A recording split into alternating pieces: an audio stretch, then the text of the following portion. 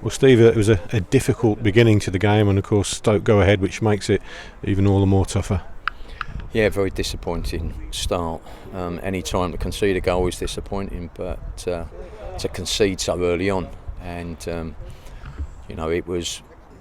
we wasn't switched on. It was a short corner, not people switched on doing their jobs, and it's come in, and we haven't dealt with it well enough. And the same with the second goal.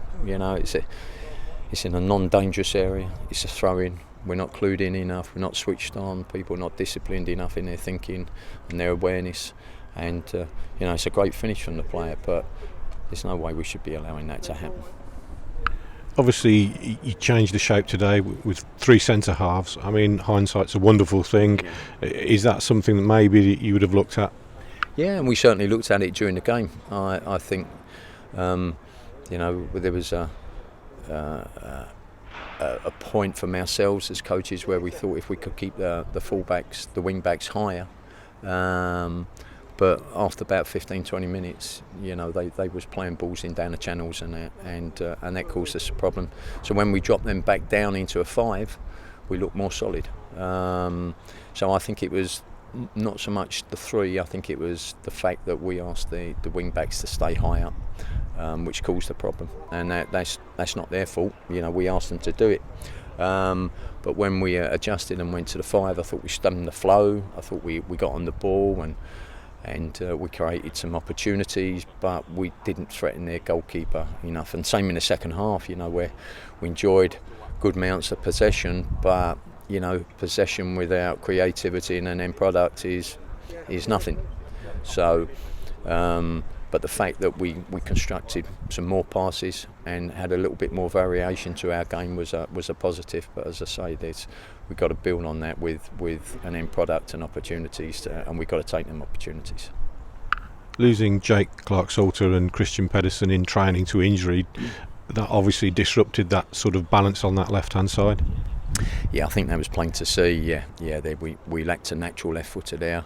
We got Nico and Wes there, both right-footed players playing on the left-hand side, and that it had some effect. But it doesn't matter if you've got a left footer or not, and you don't defend them goals well enough. It doesn't matter who's playing where.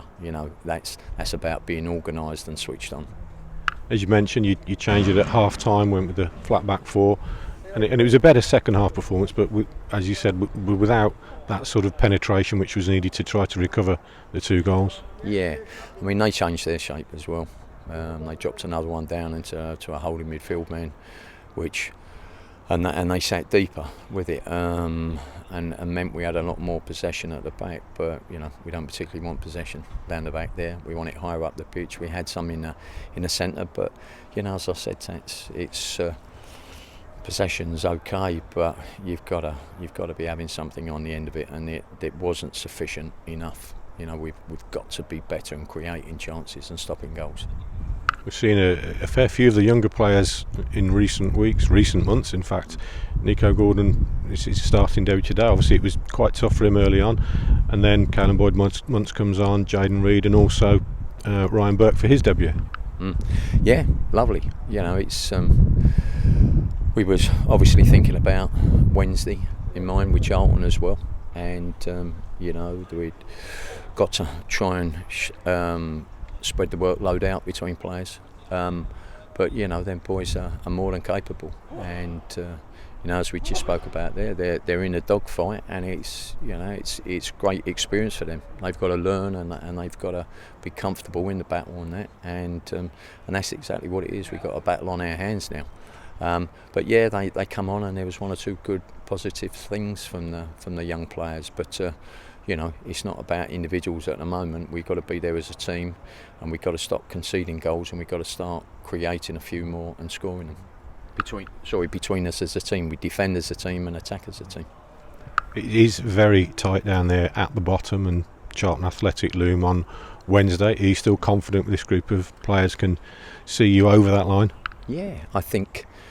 There were some good patterns of play in there, some good moments where we looked a good team, and we've got to expand on that a little bit more. Got to be more consistent with it, and I say we've got to be creating more chances. So it's not as if we've been done 2-0 and it was absolute nightmare. We was all over the shop. I say we settled down after 15 minutes, got back in the game, but we got to learn to manage the game better as well, and not provide them with goal scoring opportunities.